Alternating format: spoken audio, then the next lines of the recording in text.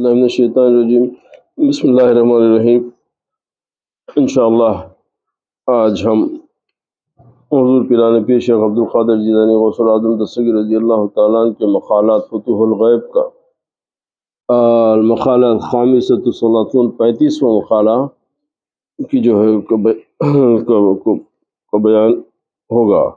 اور اس مقالے کا عنوان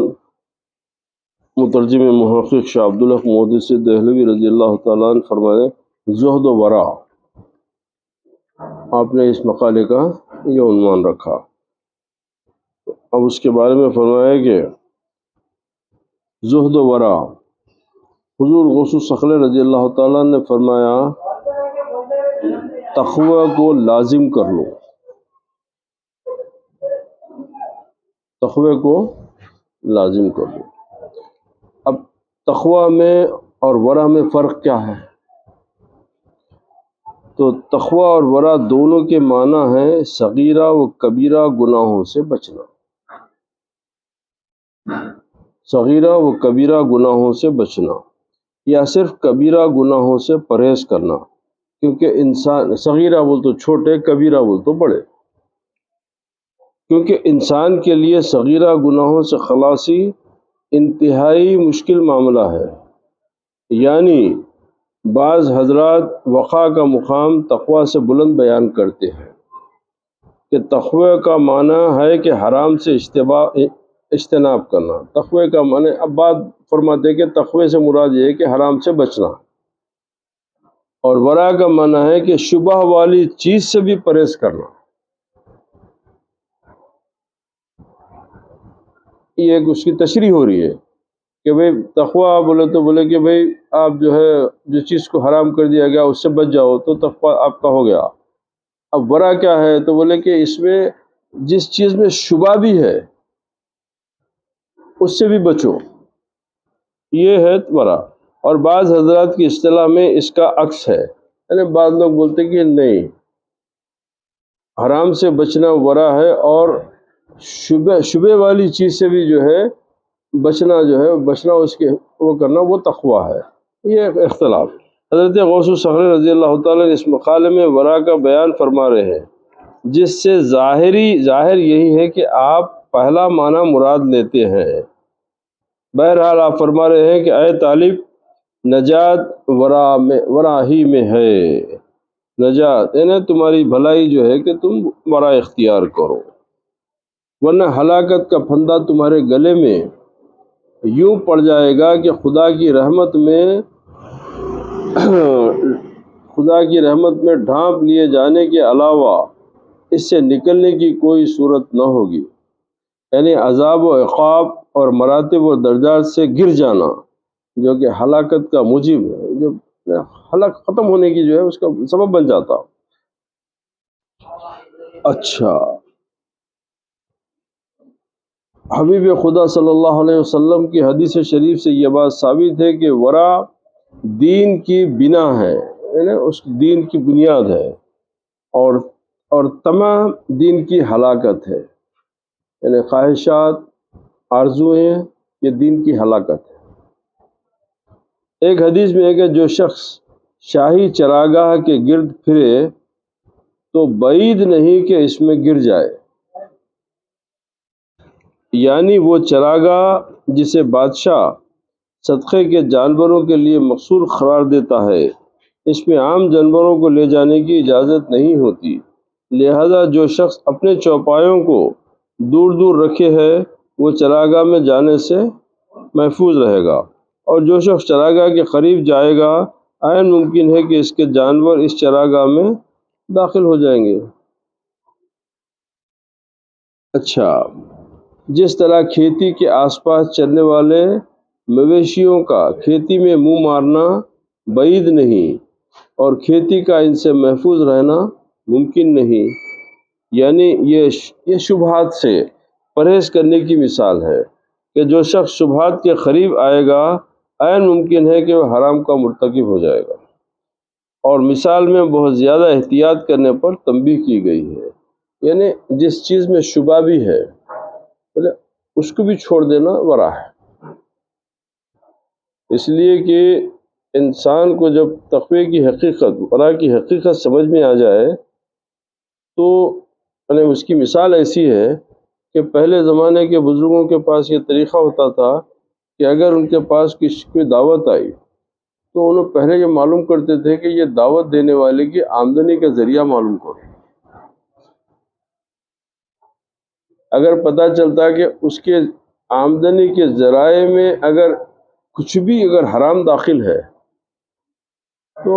وہ دعوت سے اجتناب کرتے تھے، وہ دعوت سے کسی نہ کسی بہانے سے جو ہے نہیں جاتے تھے، کیونکہ حرام کا ایک لقمہ آپ کے پورے نور کو جلا کے راکھ کر دیتا۔ اب ہم لوگوں کے پاس تو اب یہ احتیاط باقی نہیں رہا، ہم کو تو جو دعوت دیتا چلے جاتے ہیں۔ اب انہیں سود کی کمائی ہے یا حرام کی کمائی ہے، یا جھوٹ بول کے لایا یا چوری کر کے لایا یا دھکا کر کے لایا یا لینڈ گراب اور قبضہ گروپ کا ہے، اس سے ہمارا تعلق ہی نہیں ہے، ہمارے کو صرف دعوت سے مطلب ہو گیا۔ نہیں، جس کو اللہ تعالیٰ کی خوف ہے، جس کو تقویٰ اور پرہیزگاری پسند ہے، انہیں ان تمام چیزوں کا احتیاط کرتا کہ ٹھیک ہے بھائی آپ کو برا نہیں بولیں گے مگر ہم تو احتیاط کر لیں گے، ہم تو ہمارا کام احتیاط کرنا ہے۔ یعنی حد یہ ہو گیا کہ ہمارے پیر سید ملتانی پیاس صاحب سرکار رضی اللہ تعالیٰ عنہ کے بارے میں ایک واقعہ ہے کہ حالانکہ آپ کے گھر میں فاقہ تھا تو بادشاہ کی طرف سے جو ہے بس توشہ خانے سے جو ہے توشہ آ گیا آپ کے پاس، تو فوراً جو ہے آپ کے بچے چھوٹے چھوٹے تھے، وہ لوگ بھوک تھی تو اس میں ہاتھ ڈال کے کھانا شروع، آپ فوراً روک کے بولے کہ نکال دو، نکالو منہ سے نکالو، بولے لوگوں کو بلا کے بولے اس کو لے آ کے باہر وہ فقیروں میں بانٹ دو۔ کیوں؟ تو بولے یہ بادشاہ کے پاس سے آیا ہے اس لیے حرام اس میں زیادہ، حرام کی جو ہے اس میں ملاوٹ ہے، بولے اور میں اپنے بچوں کو نہیں کھلا سکتا۔ یہ فاقہ پسند کرے مگر وہ کھانا پسند نہیں کرے۔ اسی طریقے سے پیرانے پیر سرکار رضی اللہ تعالیٰ عنہ کے بارے میں ہے کہ خلیفہ وقت آپ کے پاس آیا، آگے بڑی عقیدت سے آپ کو جو ہے اشرفیوں کی تھیلی، یعنی سونے کی اشرفیاں، اس کی تھیلی آپ کو بولا کہ یہ حضور آپ کی نظر ہے، آپ فرمائے کہ تم کسی مستحق کو لے آ کے دے دو، میرے کو ضرورت نہیں ہے اس کی۔ تو بڑا مجبور کر کے بولا کہ نہیں حضور یہ بڑی میری آرزو ہے کہ آپ اس کو قبول کر لیں۔ آپ بولے کہ بھائی میں بتا رہا ہوں کہ آپ جو ہے کسی مستحق ہے اس کو لے آ کے دے دو۔ اب وہ جب مجبور کرا تو آپ غصے میں آ کے وہ تھیلی کو دبائے، اس سے خون بہنا شروع ہو گیا۔ آپ بولے کہ کیونکہ بادشاہ کے بیت المال میں جو جمع ہوتا وہ حرام حلال سب مل جاتا، کسی سے زبردستی تعاون وصول کر کے، کسی سے وہ کر کے جو ہے ظلم کر کے لے کے تو تمام چیز اس کے اندر مل جاتی۔ تو بولے یہ لا کے میرے کو کھلاتے، میں یہ کھاؤں جس کے اندر جو ہے حرام شامل ہے۔ تو اس طریقے سے وہ لوگ اللہ کی قرب حاصل کرے، اللہ کی دوستی ایسا حاصل کرے۔ ہمارے آپ کے جیسا بیٹھ کے جو ہے جہاں جو اچھا مل رہا کھا جا رہے ہیں، یہ بھی نہیں پوچھ رہے کہ کہاں سے آ رہا کدھر سے آ رہا، نہیں، وہ لوگ اتنا تقوی کو اس طرح احتیاط کرے کہ ان کے ہر لقمے پہ احتیاط کرے، پانی کے ہر خطرے پہ احتیاط کرے کہ ہمارے پیٹ میں جو جائے وہ 100% حلال جائے، اس میں ایک رتی برابر بھی جو ہے اس میں حرام شامل نہ ہو۔ تو اسی طرف جو ہے پیرانے پیر سرکار جو ہے اشارہ فرما رہے ہیں۔ حضرت عمر فاروق رضی اللہ تعالیٰ نے فرمایا ہم محل شبہ میں 10 چیزوں سے 9 کو حرام میں پڑ جانے کے خوف سے چھوڑ دیتے ہیں۔ یعنی ہم کسی چیز کی جب شبہ ہو جائے، ہم کو شک ہے، تو بولے کہ اس میں 9 جو ہے 10 چیزوں سے 9 کو حرام میں پڑ جانے کے خوف سے چھوڑ دیتے۔ نہیں، اگر اس میں 9 بولے کہ اگر کچھ بھی ہے تو وہ ہمارا، کیونکہ جس چیز میں شبہ ہے تو وہ ہم نہیں کرتے۔ اور حضرت سیدنا صدیق اکبر رضی اللہ تعالیٰ عنہ فرماتے ہیں ہم مباح کے 70 دروازے اس ڈر سے چھوڑ دیتے ہیں کہ کہیں گناہ میں ملوث نہ ہو جائیں۔ اب یہ مباح کیا ہوتی ہے؟ تو مباح یہ ہوتی ہے کہ نہ حرام نہ حلال ہے، اس کو آپ الاؤڈ ہے۔ حالانکہ شرعی طور پہ آپ کو عام مسلمان کے لیے ٹھیک ہے بھئی یہ چیز مباح ہے تو آپ کے لیے حلال کھا سکتے آپ، مگر آپ صدیق اکبر رضی اللہ تعالیٰ عنہ فرمائے کہ ہم اس لیے چھوڑ دیں کہ کہیں گناہ میں ملوث نہ ہو جائے، نہ کو بھائی یہ ہمارے کو نہیں چاہیے۔ ان حضرات کی اس قدر احتیاط رسول کریم صلی اللہ علیہ وسلم کے اس فرمان کی روشنی میں تھی کہ آگاہ ہو جاؤ کہ یقیناً ہر بادشاہ کی ایک مخصوص چراگاہ ہوتی ہے، یعنی جس میں دوسروں کا داخلہ ممنوع ہوتا ہے، اور اللہ کی چراگاہ اس کی حرام کی ہوئی چیزیں ہیں کہ بندوں کو اس پر پڑھنے سے منع کیا گیا ہے۔ پس جو شخص اس کے ارد گرد پھرے گا ہو سکتا ہے اس میں جا پڑے۔ جو شخص بادشاہ کے خلے میں داخل ہوئے یعنی عزیمت عمل کرنے اور رخصت کو ترک کرنے کی ایک مثال ہے کہ کیا ہے کہ ہر وہ محفوظ مقام جس کے اندر جانا ممکن نہ ہو اسے یعنی لفظ جو ہے عربی میں چونکہ آپ کے خطبے سے جو ہے وہ لفظ لیے حصن کہتے ہیں، اور اس کی چار دیواری کو حصار کہتے ہیں۔ حصن ہمیشہ محفوظ رکھا جاتا ہے اور حصار کی کبھی حفاظت کی جاتی ہے اور کبھی نہیں۔ حدیث قدسی ہے لا الہ الا اللہ میرا خلا ہے، لا الہ الا اللہ میرا خلا ہے، جو آدمی اس خلے میں داخل ہو گیا وہ میرے عذاب سے بچ گیا۔ اور پہلے دوسرے تیسرے دروازے سے گزر کر بادشاہ کی چوکھٹ کے قریب ہو جائے، یہ آدمی اس شخص سے ہر لحاظ سے بہتر ہے جو پہلے دروازے سے باہر میدان میں کھڑا ہے۔ اسی لیے اس پر اگر تیسرا دروازہ بند بھی کر لیا جائے تو اسے کوئی ضرر نہیں ہوگا، کیونکہ وہ تینوں دروازے عبور کر کے اس جگہ پہنچ چکا ہے جس کے قریب شاہی خزانہ اور فوج ہے۔ لیکن اگر پہلے دروازے پر کھڑے آدمی پر دروازہ بند کر دیا جائے تو وہ چٹیل میدان میں تنہا رہ جائے گا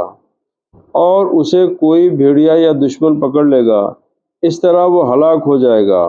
اور اس طرح جس آدمی کی عزیمت کی یعنی عزت کی راہ اختیار کی اور ثابت قدمی سے اس پر عمل کیا، اگر اس سے توفیق اور حال کی نگہداشت کی امداد روک لی جائے اور اس سے عنایت الہی منقطع ہو جائے تو اسے رخصت حاصل ہو گئی،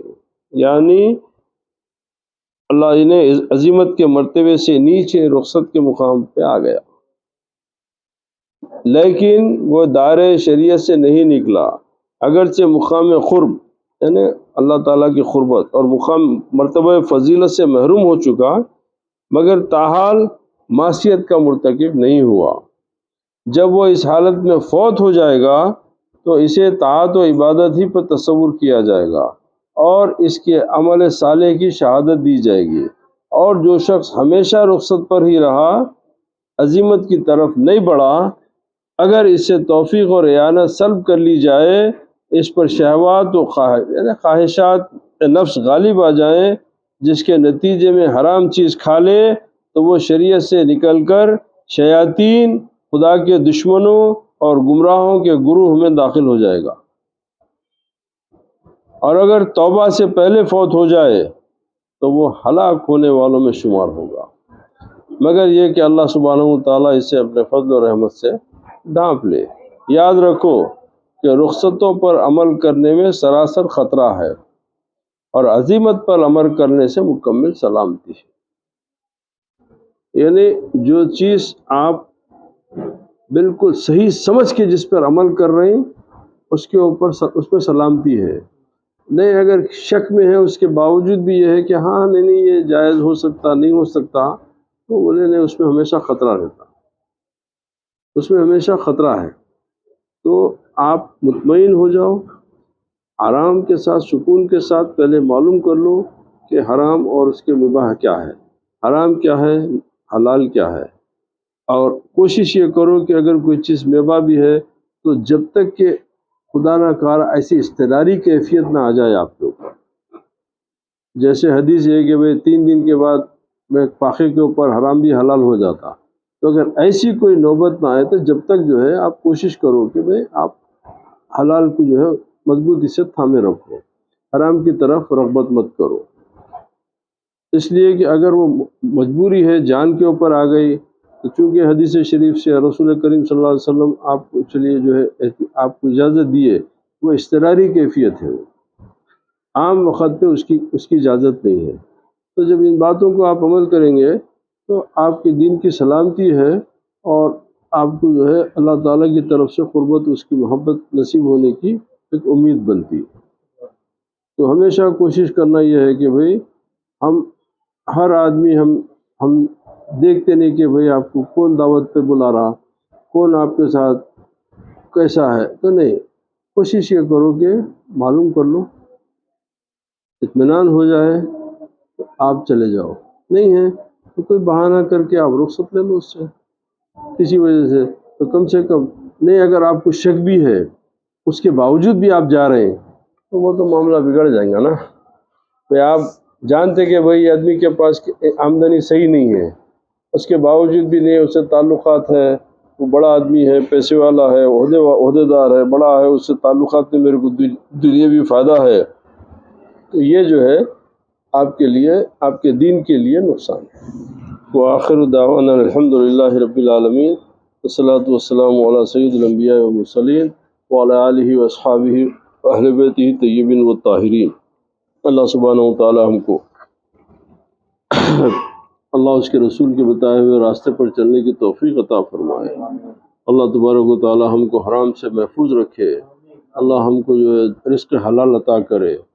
پروردگار ہم تمام کو، پروردگار ہماری گناہوں کو معاف فرما دے، ہماری توبہ کو قبول فرما لے،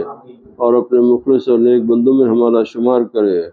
حضور غوث اعظم دستگیر رضی اللہ تعالیٰ عنہ کی غلامی کے صدقے میں آپ کی تعلیمات کو سمجھنے، اس پہ عمل کرنے کی توفیق عطا فرمائے۔ وآخر دعوانا الحمد للہ رب العالمین۔